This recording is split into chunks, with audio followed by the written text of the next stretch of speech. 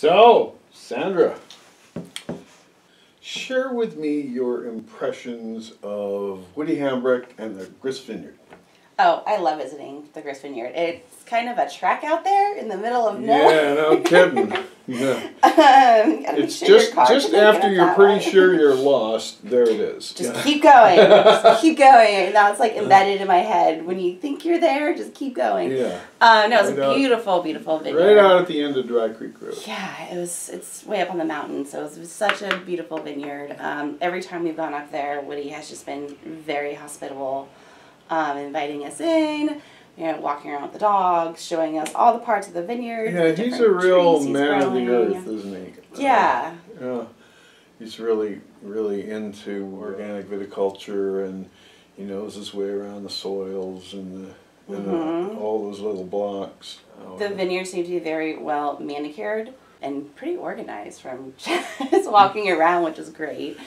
And I love the history behind it. Yeah, I can't remember. It's just after the Civil War, I think. Yeah. That stuff was planted, and it's the crown jewel of Dry Creek, which is the best place, in my opinion, to grow Zinfandel, if you like a Bordeaux style, which of course is sort of what we're all about. European style wines with some structure and some longevity and all of that. So you could probably just hang the stuff till it was raisins and make a fruit bomb like a lot of people like, with high alcohol and residual sugar, and that just would fall apart in a few years. But that's not what I wanted to do here.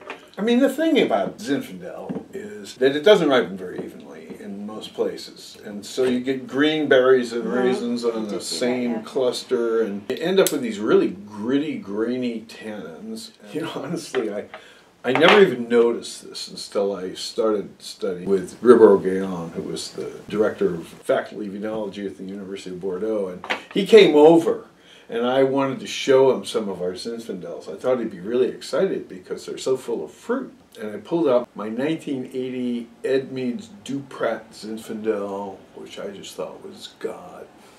And he said, well, I guess it's a nice picnic one. And it was because he didn't care about the fruit. I mean, he did, but he didn't judge the wine on its aroma. It's kind of like, you know, I'm sort of Scottish, and so this is the face I got. You know, if I was Greek, it would be a different kind of face, and I'd have black curly hair. And you're from Guam, and so there's not a lot you can do about this. You know, I could lose a few pounds, but other than that, this is just kind of what I'm dealing with, and I think that's the way the French look at the nose. Okay. But you know, how you dress and how you behave yourself in the room, that's kind of the structure of the wine, the way it is in the mouth. And that's what I learned to appreciate. And he thought most California Zinfandel just didn't have very good manners.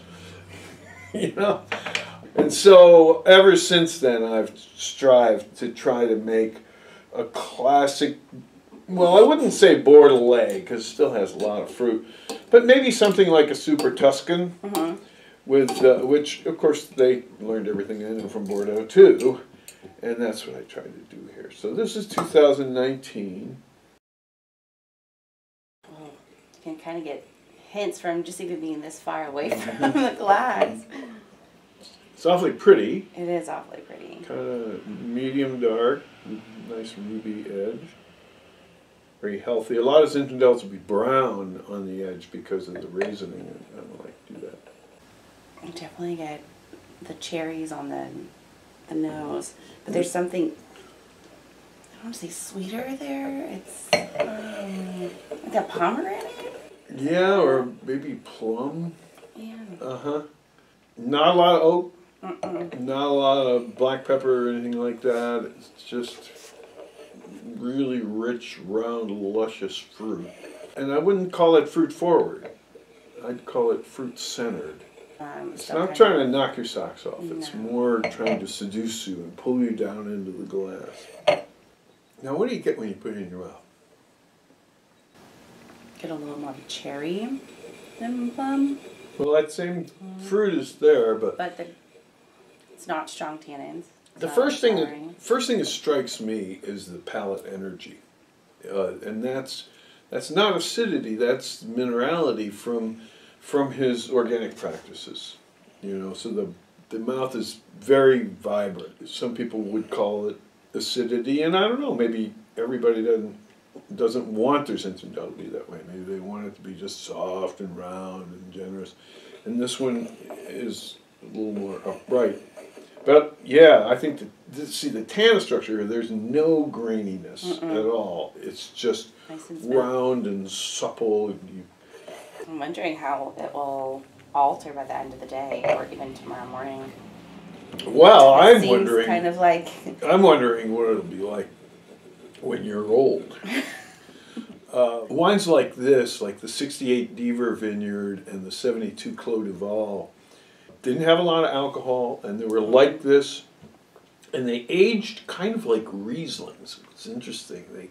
They got this sort of petrol or bay leaf kind of aroma, and they got really, really sexy when they were old. And because they had such nice structure, they held on for, I mean, they're still good today, but certainly 30, 40 years. I think that's what this wine will do. It's just so well knit together that it's a great wine to experiment with aging. Yeah. And I'm pleased.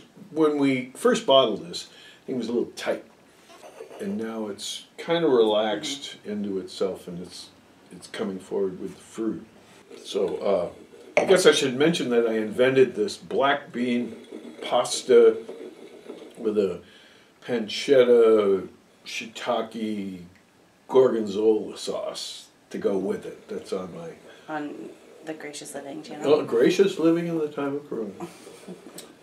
I guess I have to share the news that there will be no 2020 vintage because Grist Vineyard was ground zero for the Lightning Complex, and they just never picked anything. But the 2021 is equally magnificent, and we're just so privileged to be able to make this wine. I think it's one of the best wines that we make.